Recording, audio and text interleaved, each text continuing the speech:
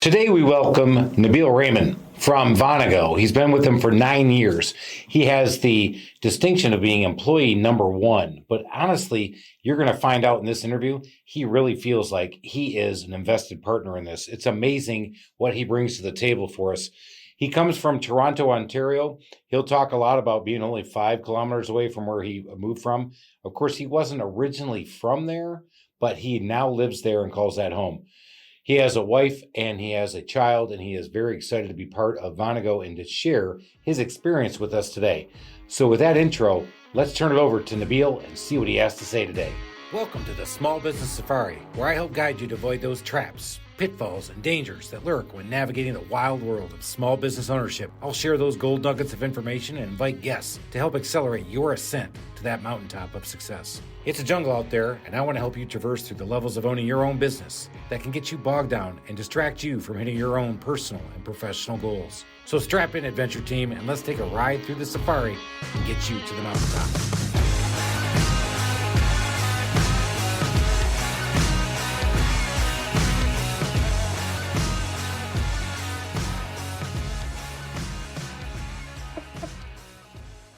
Recorded all that. You know what? We should have recorded all that, but we didn't, Alan. And what we have to say is, cheers, Nabeel. Yep. Cheers. Cheers, Thanks guys. for coming on. I'm excited to have you on because Likewise. it's been a long time. We have been together. I've been on your systems now for 5 years. You've always been a great partner with us on what we've done and what we try to do here at the Trusted Toolbox. And I wanted to make sure I shared your story with our audience. So our audience, looking to find out how to scale, maybe how to pick a CRM system, because that's a really scary thing to do. And I know you've been through a lot of people coming onto the system and what they have to look for and what they've got to do. So before we go too far, though, you joined Vonigo as the number one employee and still here. So you joined these guys. That's still a leap, right? You took a chance on two entrepreneurs, and you must have felt very entrepreneurial going back on your background of trying it again. So tell us about that a little bit before we get started. It's and first of all, it's a pleasure to be with you guys, and thank you for giving me this opportunity. And it's great to be connected back with you. The question, that's a great question. I appreciate you bringing that up. For me, I was at a crossroads in my life. I had just finished from a company from IBM after spending a decade there, a company that has 400,000 employees. And I took a little bit of a pause in my life, frankly enough, to get married. It was sort of like I was out of college. I was a bit of a grind in my life. So I joined IBM. I wanted to be that overachiever. I worked hard, didn't take a lot of vacation. And so I looked at being laid off from IBM as really like, an opportunity for me to reset and pause, right? Like take a breather. So, I was like, okay, what's on my to-do list? Oh yeah, get married. So I got married during the break from IBM. I had no job. My wife said, are you okay? I have no job right now. She's like, yeah, that's fine. I'll marry you. I was like, all right. Now that's a good woman right there. that is definitely a good woman. And, I'm, they don't make them like that a lot, I guess. And she still, I still get reminded of that quite a bit here, guys. So you know what I mean? You know how it works.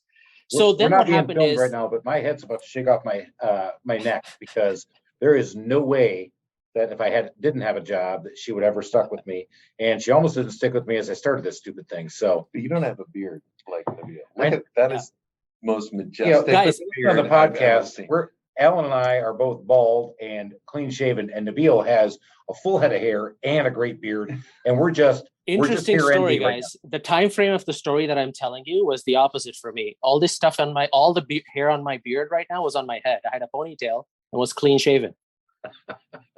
Right. So all right. So back to your story.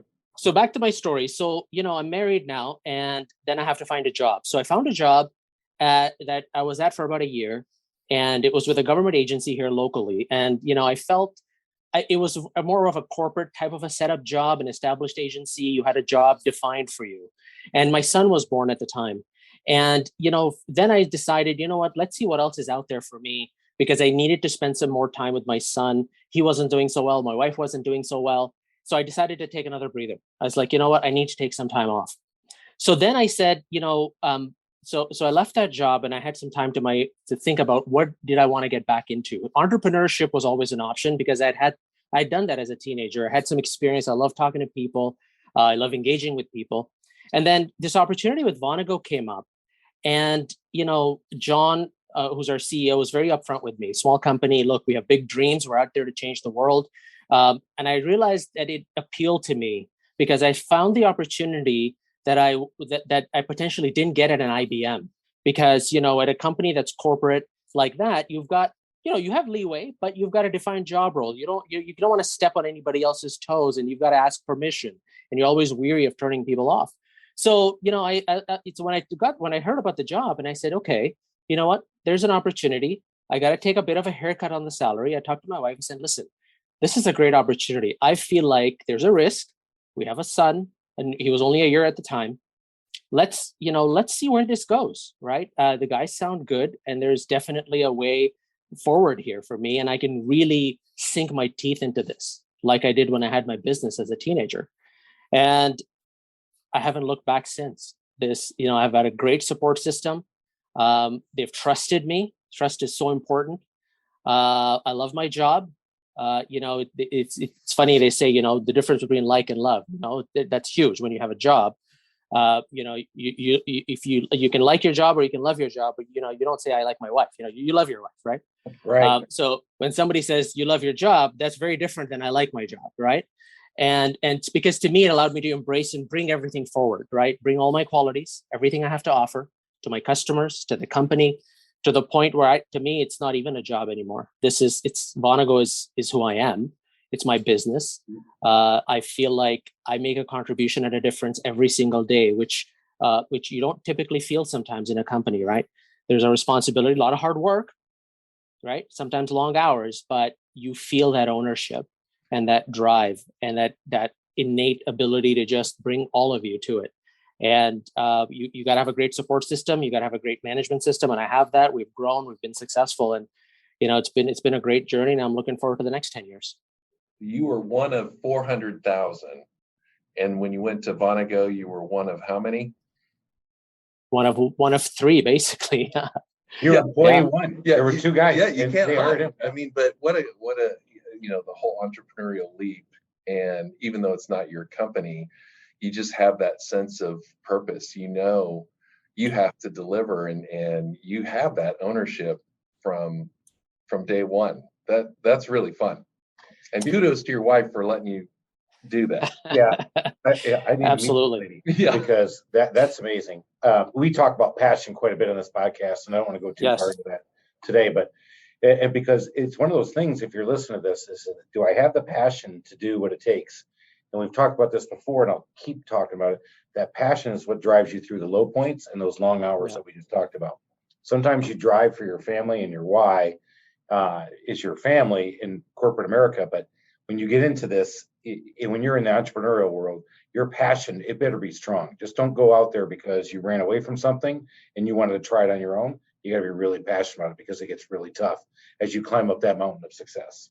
Yeah, I love what you said about there's a huge difference between liking your job and loving your job. And I've always said loving what you do is worth a lot of money. I mean, I don't know how much money it is, but it's worth a lot of money. And then if, I'm hoping that you have been rewarded because of your loyalty over time, and it's paid off for you. Listen, there's a lot of things that that's a great point. And, as a lot of life is serendipitous, a lot of life is by accident, a lot of life is unpredictable. Some of it you plan, and then your plans become undone. You have to understand at a philosophical level, how much control do I really have over what happens? And how much do I control my own destiny in my own hands? You can't, I always came from the mindset that I'm not going to wait for somebody else to tell me what to do, what not to do, how much I'm worth. I'm just going to show it. I'm just going to take it on. Right. And then. Oh, go ahead. And then the rewards, whether they're financial, trust. I mean, to me, what's more, if you make a lot of money, but your wife doesn't trust you, same thing in a job, right? Like if you're making a lot of money, but the trust is missing, then, and I extend that to my customer relationships as well. So, we each have our own priorities, and nothing against that at all. But, if you get all of it, trust, financial security, hey, you know what? And something you love to get up and do every day, then no, it never once would it feel like a job, you know? I put that thing in a bow right there. If you own your own company and your employees trust you, they're going to do more for you and protect your brand more than you ever would. So I love that.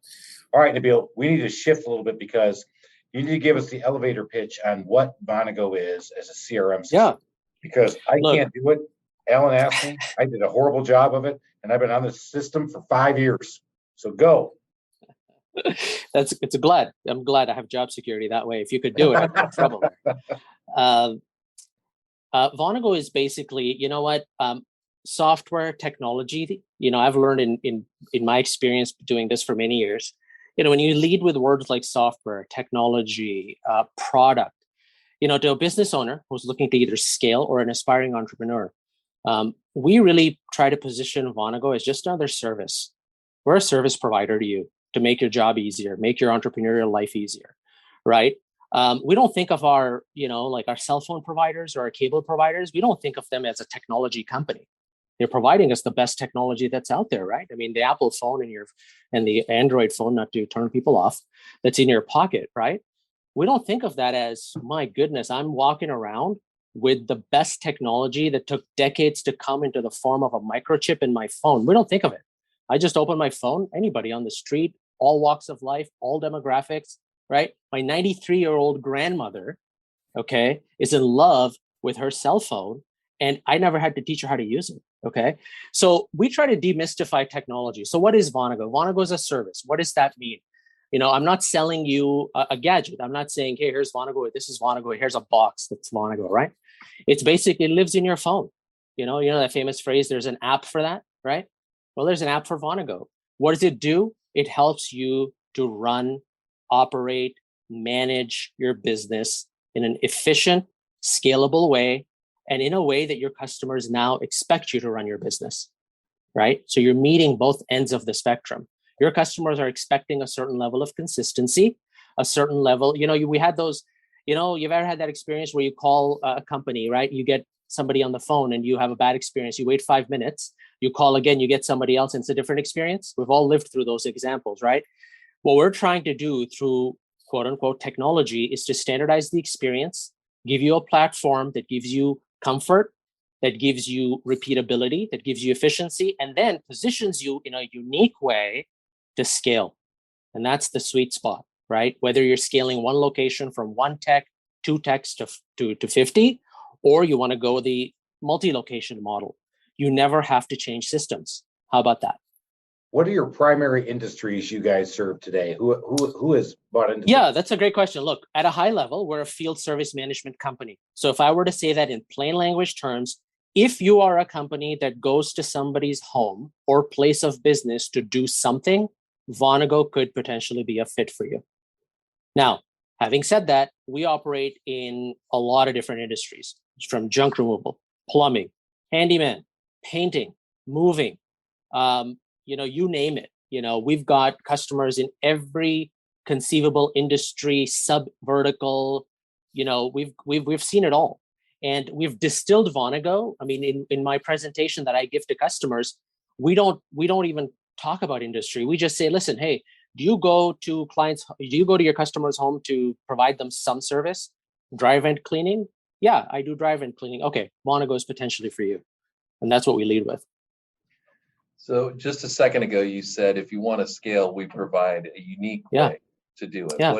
What is unique? What makes you so special? unique is great question. So the unique ability that Vonigo has is we have our infrastructure in Vonigo from a software standpoint is built. If you want to scale from 1 location to 10 to 15 to 20, or you're going to do a scale from 1 location, but you're going to go from 10 users to 40 users, you can do that yourself.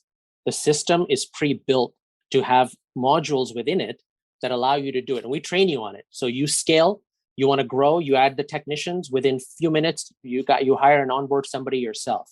It's part of the product. It's not something we have to add for you. You don't have to come to me. You don't have to come to our team to do it. And it's a proven model in the system as well. The other thing I will mention that uniquely positions us in that way out of the box is our CTO spent 10 years as the VP of technology at 1-800-GOT-JUNK, which we've all, I'm assuming, heard of or have seen the trucks, right? So there you go, the 1-800-GOT-JUNK model. If you don't know who they are, go look them up. You'll see a great story, Brian Scudamore and everything else he's done there. It's scaling their business and putting their scalability in. So their CTO, the guy who founded Vonigo, came from that model. So that's one of the things that appealed to me when I looked at what they did, because I said, all right, you guys have been there, done that. And I am sitting here at 6, 7, 8 technicians, and I want to get to 15. You guys can help me scale that. So I think that's a big piece. So for anybody listening, this is something that you provide to a sole proprietor all the way up to a big company. Is that right? Absolutely. Sole proprietor all the way up to multi-location companies. We're your technology in a box, right? You don't have to worry about, the cost of ownership of having to worry about technology changing, right? Let's talk about COVID and what happened, right? Having to go touchless, contactless, right? If you had an on-premise system, which was the old way of doing things, right? You had a big server sitting there and that was your driving factor, right? Well, what if COVID hit and you had to go mobile all of a sudden? You'd have to hire very expensive developers, okay, who would have to come in and say, okay, this is how much it's going to cost, by the way, to take this product that you're using to run your business and virtualize it. And oh, by the way, it's going to take a year to do it. This ability to flip on a dime and not have to we did that for our customers. So the pivoting of technology and not needing to have technology brain trust inside of the company yourself, you focus on what you're good at. Let us focus on what we're good at, technology speaking, from a technology standpoint. So for example, new features come out, right? 10, 15, 20 years ago, it wasn't common to text your customers, right? Now it's almost expected, right?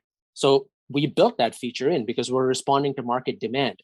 The other thing you get with Vonigo as an entrepreneur is, remember, we're operating across multiple industries. So we're already potentially implementing features today that if you're aspiring to go from one location to 40, we probably have a customer that's at 100 already in the same industry. And so the features they're using, we already have.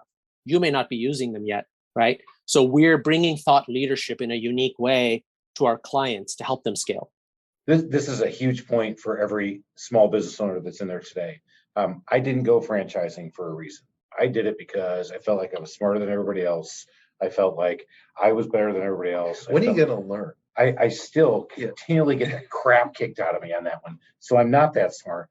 But the thing as an entrepreneur that we all think about is that, well, we have a better mousetrap. So I need to have somebody develop my system around that. When I evaluated how I went through this, I talked about this a lot. I talked about this in my book. Oh, you have a book. Thank you for asking, Alan. Yes, I have a book. But in the book, I talked about in the beginning, don't go after the Ferrari. Don't go after the custom built, high-end luxury vehicle when a Chevy will do. And I'm not saying that Vonigo is a Chevy, but I am saying Vonigo is a Chevy because I could have spent as I was determining if I was going to move off the system I was on, which was a client server based system that was antiquated, to Nabeel's point, was not mobile. If a pandemic hit and I was on that system, I would have been dead in the water. Or I would have darted everybody and got here and made it undead. But that's a different story. So that's a new movie. I think I just made it undead. So I went this route because they're web-based. They have a lot of these features. They're putting those features in. I don't have to worry about those features. And I didn't have to go build my own car. They gave me the car to go drive, and they said, go drive it. And I think as an entrepreneur, we want to go out there. And right now, it sounds like it's really sexy to go out there and develop your own app or develop your own system and do all this stuff. But guys, I'm telling you, as somebody who left Anderson Consulting, which became Accenture, and worked my way into this world, that's really freaking hard to do because you can develop an app, but you got to think about the customer experience and the employee experience and all this other stuff. But when you get a provider like this, that's where this starts to kick in. Is it, Nabeel, is it customizable at all? Yeah, and that's appreciate you mentioning that, Alan. I mean, that's a key part of Vonigo, and that way, the reason why we're able to operate across so many different industries, right, is the fact that how is Vonigo able to service the needs of a junk removal company from a painting company to a moving company? And not just a moving company, but we have customers in the moving vertical that do senior move management. We'll all be seniors one day. I'll probably get there before you guys. You look much younger and youthful. He's complimenting us too much. That was a shameless play right there, because we both look like we're 102. However, the idea is that, there's industries and there's sub-industries. So you have a moving company that's just doing a regular 2 men in a truck. And then you've got moving companies that are white glove service, like moving seniors into their, downsizing their estates and so on. So the idea of Vonigo is it's a modular system out of the box. So what we do with you in onboarding, which is where I come in, and my team comes in, is we work with our clients intimately once they sign up. And we don't, even though we have a lot of experience, we're not going to bring you, here's Vonigo, it's ready, go use it. We want to learn about you. We want to learn about your business. We don't want to make any assumptions. What are your pain points? What are your needs right now? Tell us about the today. Tell me about the midterm, and then tell me where you see yourself in 5 years. Because we want to make sure you're comfortable with the decision you've made, that what you're buying into is the last operations management software system that you'll need. And that's the idea, right? Everybody has scale. I haven't talked to a single entrepreneur in my life that says, no, I'm happy with where I am. So right. You've got to be ahead, right? If you're thinking ahead, that's why you're looking for Vonigo, is because you're not happy with where you are today, but you're buying something with your eye towards the future. And the ability to construct Vonigo in a configurable way for each industry. Junk removal people need dispatch. They need to have the ability to log their donation receipts. They need to have the ability to log their dump tickets, right? Moving companies don't need to do that. So again, we have features that can be turned on or off and appeal to specific industries. And we're able to manage very well with that. And our customers are super happy and successful that way. So if you're at the point right now where you're thinking I'm outgrowing my system, or I need to get away from the paper, or I did everything in QuickBooks today and maybe it's time to go. Sure. What have you heard is the biggest objection to making that change? Because for me doing it was a big deal, because I knew there was a lot of change management I had to work through from my background. But I think a lot of people don't realize how big of a problem this could be. But what objections do you hear when you have people come to you? Yeah, that's a great question. That is part of my job every day, is to understand each client's hurdles and pain and concerns on what's held them back and what is their point of fear. And I think you said it correctly, to be honest, Chris. If I were to distill it down, it's fear of change. It's not actually technology at all. It's not that, how am I going to learn how to use this product? It's purely just change management and fear of change, which we all suffer from, right? So how do we get over that, right? Number one, we demystify the fact that Vonigo is simply just an app in your phone. Number two, we bring you into the conversation, right? We talk to you as an entrepreneur, show you the product. We build it with you iteratively. On that first call, by that second call you have with me and my team, we've given you your Vonigo access. You have your ID, you have your password, you have it in your phone. Play with it, just spare time. Sign in, see how easy it is to use. A couple of taps here, a couple of clicks here and there. So you try to break down this idea that Vonigo is this, product, this technology thing I have to learn. So, like I said, we equated to learning, nobody taught me how to use Instagram, Facebook, Twitter, but I use it as second nature. Nobody taught me how to make an airline reservation, a hotel reservation. It's second nature to all of us, right?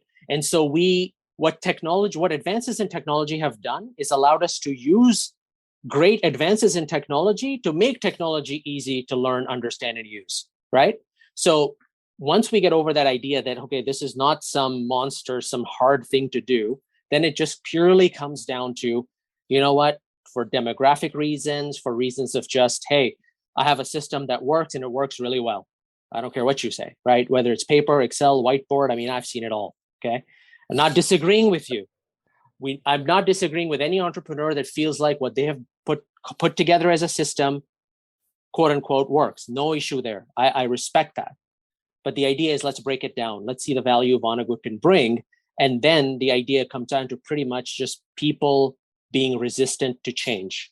And we work through breaking down those barriers. We try to establish champions. Like, who is it? Okay, so if you have 10 locations, you got to have probably 4 or 5 that are been itching at you. Hey, give me a system that does this, does this. Let's get buy-in from them first. Establish rapport, get the word out. That'll bring the others forward. Some people have some locations. Again, I'm talking multi-location now, but some have a franchise advisory council. Hey, guys, we're planning this change to a new system. What do you guys think? So the more ownership you bring in, the more accountability, the more skin in the game, the more people understand that, okay, you know what, this isn't as bad as some boogeyman kind of change. You know what I mean? Having been through a number of situations in the franchising world and the corporate world where we're adopting new technology, I think the big fear is the sales guys are going to tell you whatever it is that you want to hear in order to sell the system. Is it really going to deliver?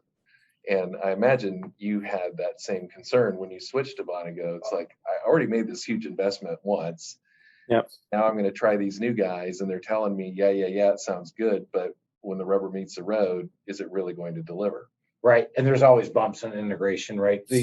When you do this, I've been through, I watched, I was fortunate enough to be part of Nations Bank becoming Bank of America, watching millions and billions of dollars get transferred overnight. And my team was responsible for that. There's always bumps. There's always things you have to overcome. So it's that integration getting into it.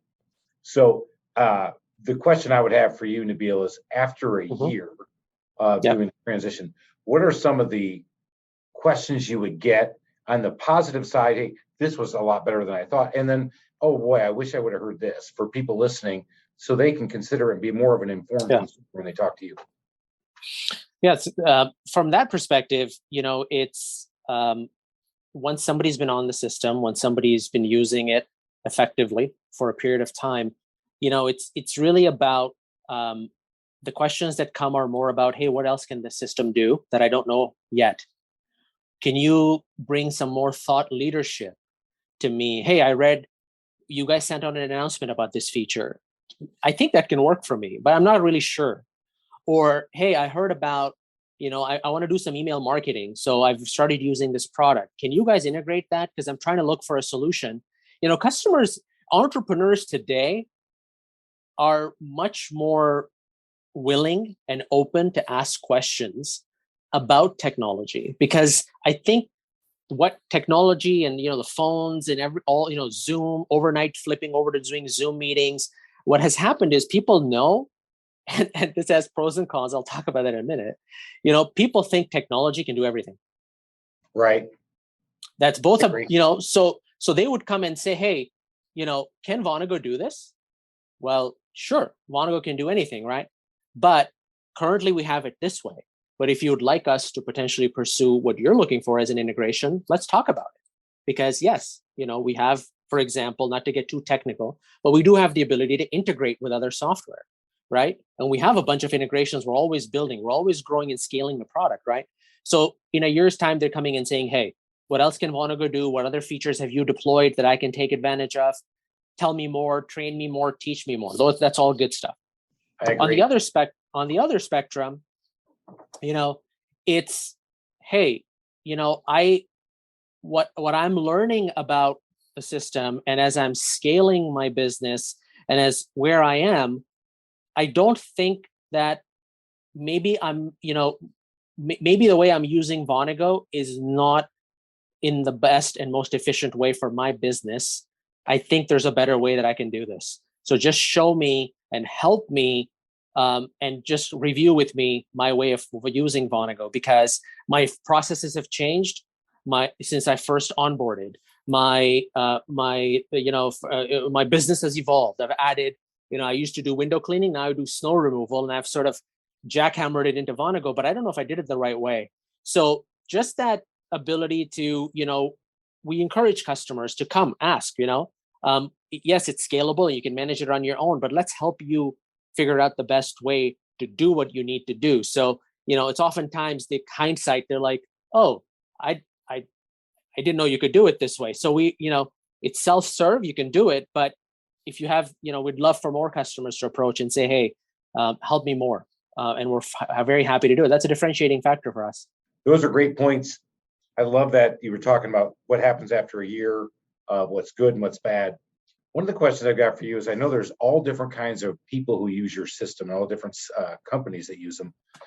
As you've brought on people who had one location, or they were a small 1 and 2 person shop and they scaled, what did you see as some of the issues that they were facing that you guys were able to help resolve? Great question. It's hard to scale. It's tough to scale if you don't have a system that's repeatable and measurable and consistent.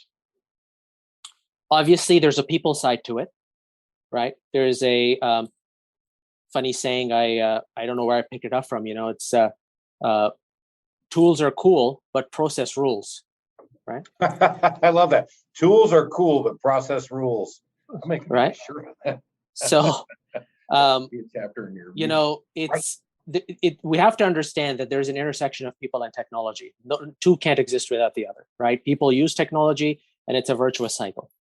So the idea here is that in order to grow from 1 to 2 to 3 locations, we all know, and this is where customers, I've had the privilege and opportunity in my almost 9 years at Vonigo to see those customers that came to me 4 years ago, 5 years ago, that said, "Hey, Nabeel, we're just starting a business, and we chose Vonigo because in 5 years, I want to have 50 locations." And guess what? They did it. And I still talk to them, right? I have a lot of those stories. It's an absolute privilege and a great opportunity I've had. So what we provide them is, how they say in the bricks and mortar franchise retail business, right? The operations manual, right? You go to one McDonald's, you go to another McDonald's halfway across the world. The fries goddamn taste the same. I don't know how they do it, right? So it's the same idea, right? There's no secret here, right? If you're going to grow and scale, and this is what I tell my customers, right, is you're going to have to make some sacrifices to niche processes and one-off scenarios in the interest of the greater good. Because if you're going to scale, if you want to grow, you're going to have to look at your processes and take a hard look at those that are sort of on the fringe. And no, I'm not saying compromise, but come up with a playbook that you can run it from one location, and we build your one location that way in Vonigo. We configure it that way. And then guess what? If you signed on 5 FDDs the next week and you bringing on 5 franchise partners, all you have to do is take 15 minutes, set them all up in Vonigo, and they inherit all those settings. He just hit on the same thing that has been beaten into me very slowly, is that niches bring the riches. You've got to simplify your business. As I said before in the beginning, I do anything to anybody at any time when I first started the business just to keep cash flow. But to grow the business the way I have, we actually just made a call this morning, is that we're done doing deck building. I'm just done with the permitting process right now in the States. It's a crazy beast, and we do really good at bathroom remodeling. So I said, guys, we're done. Sorry, I can't sell it anymore. And the guys are looking at me like, okay, if that's what we said. I'm like, we got to simplify. We've got to get back to what we do best. That's a big decision. It was a huge decision. Yeah, it's something I've been working on for a month, really. Wow. But in Nabeel's case, what he's talking about is even at the smallest thing. If you're a mover who decides you want to start doing snow removal, and you want to take snow removal, and the next thing you want to do is start washing windows with it, and then you say, okay, I'm going to take this to 6 different cities. He's going to say, whoa, time out, man. Why don't you guys simplify, take the fringes out, do it all one way, and then watch that repeatable process happen. Love it. I think that's awesome. We feel the ownership. I mean, this is where I think we differentiate ourselves at Vonigo, is that we work intimately with our customers. And Alan, I think you made a point, Alan, earlier that was pertinent in that, hey, this is a sales guy that's selling me stuff. Is this really going to work? Our sales process is quite in depth as well. Our sales team, my team and I, we often attend sales calls with prospects. Why? Because we want to make sure we do exactly. We got to do due diligence, right? If we're bringing on a customer that's looking to scale or already has 100 locations, they've got specific needs. So we want to make sure that, and we'll take as long as they need, and we'll work with them as long as they need in the sales cycle. We're not rushing to make that deal signed, because I have a vested interest, because I've got to deliver, right? So once they sign. Also, in the onboarding process, we talk to everybody in depth, right? We say, listen, what are your needs? What are you looking for? How do you want it done? And I think that level of we become consultants. And once we gain that trust, because that's critical, they understand that Nabeel and his team, Vonigo, is in it for us. Once that pivot happens, then I can start bringing my thought leadership. And to Chris's point, hey, listen, I'm not invested in your business, but I feel invested. So let me make this suggestion. I think you're doing too many things. I think this process that your call takers, if you want to grow from 5 call center agents to 50, do they really need to ask the customer all of this information in this order, in this flow? I think we can shave and make the process a lot more consistent if we do it this way. Are you open to that? Wow, how about that? That's where the That's magic huge. happens. As we take, I think this year we're going to take 7,000 calls by the end of the year, and I've had to have 4 ladies take the calls, and I started looking at the average call handling time. What he just talked about, I mean, that's pure gold. If you have on the phone with somebody who's not your customer for 2 minutes, that's 2 minutes that was wasted. Well, you say, well, that was investigation time. Well, what were they investigating?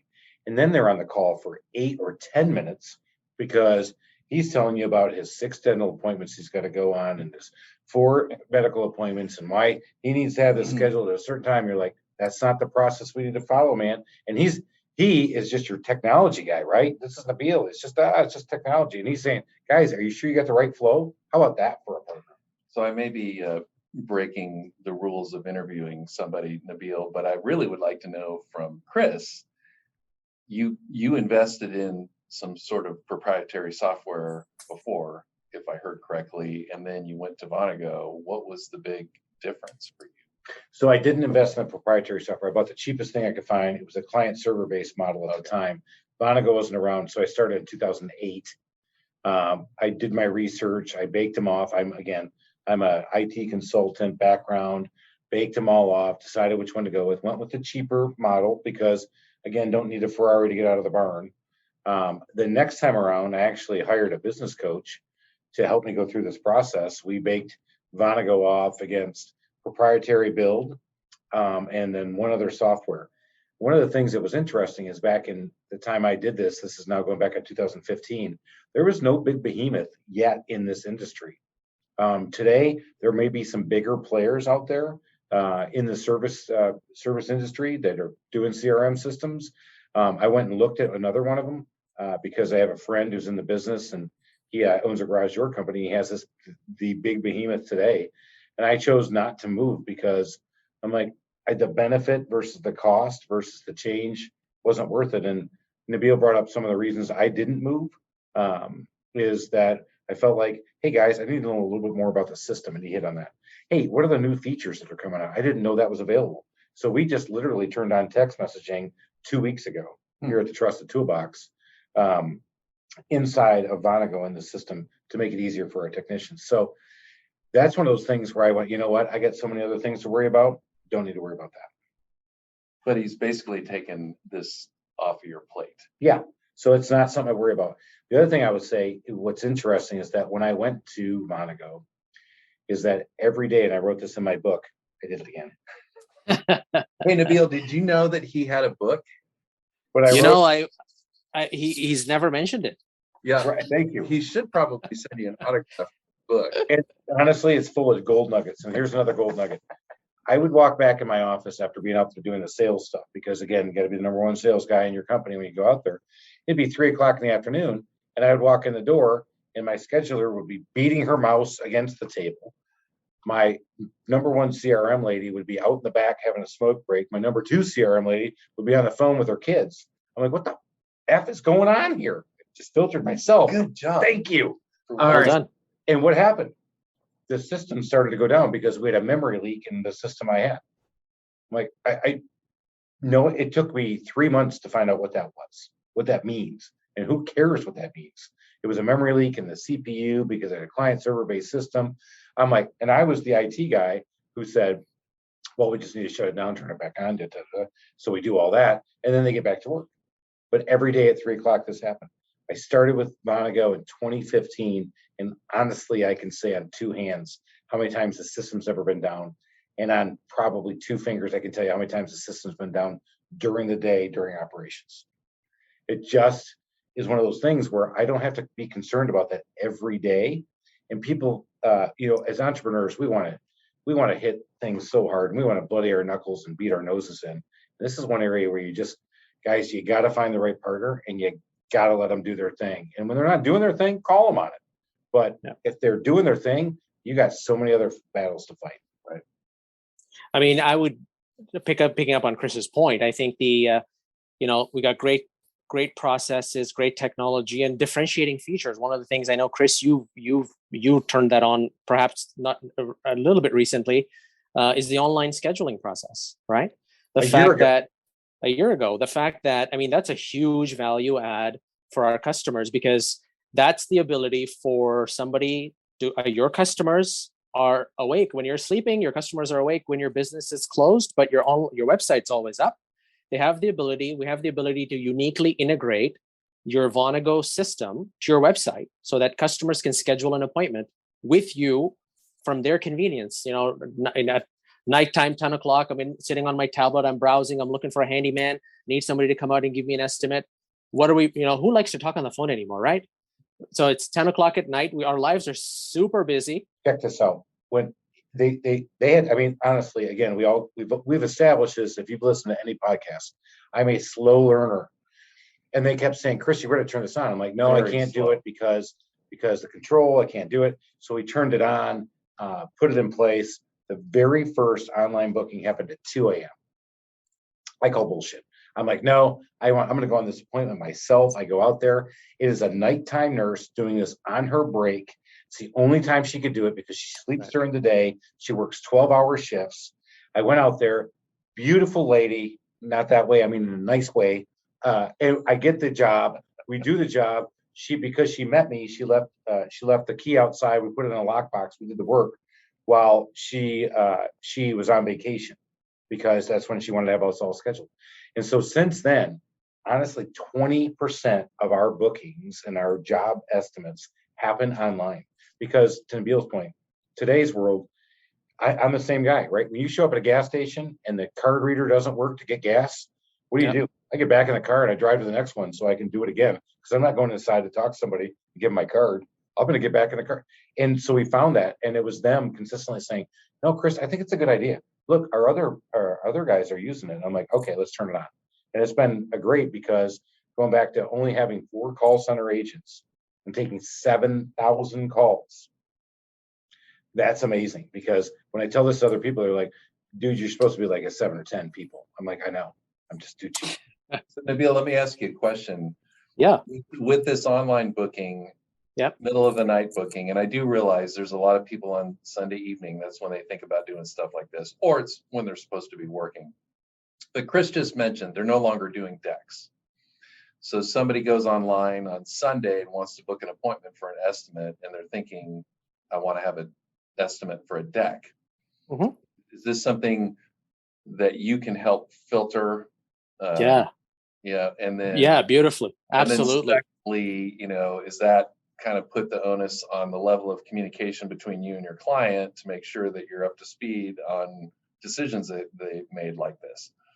The beauty is, when you launch the online booking, it's a reflection of the internal system you've already been using. So if Chris turned off deck servicing in his Vonigo system, it wouldn't even show up on his website when we put the online booking on there. So it's a reflection of what's already using, because you're using Vonigo at your office, your technicians are using it, and then we connect it to the website. It inherits the same settings. So, and because it's connected to your website and we brand it like your website, if on your website, the minute you stop doing decks, obviously you're going to take that off your website. So the customer expectation as they're browsing through and scheduling, they're seeing consistent messaging. No service showing up that you don't do. And you get to decide, as Chris knows this, you get to decide what times you show as available, right? So you get to you establish those parameters, you establish who's going to get the bookings on their calendars at what time. It's almost like Chris said, it's an extension of your call center. And some of our customers, I don't know volume-wise what Chris is doing. Some of our customers, believe it or not, are doing 50, 60% of their bookings all online. I love it. All right, Nabeel, before we ask you the final questions of the day, because we're coming to the end of our time, one question that I'm dying to ask you is, have you actually ever put your fingers on the keyboard and actually had to type code? Yes, not professionally. Love it. So who's more important, the business analyst telling the guys putting their fingers on the keyboards to make it happen, aka the technician, or is the technician more important than the business analyst?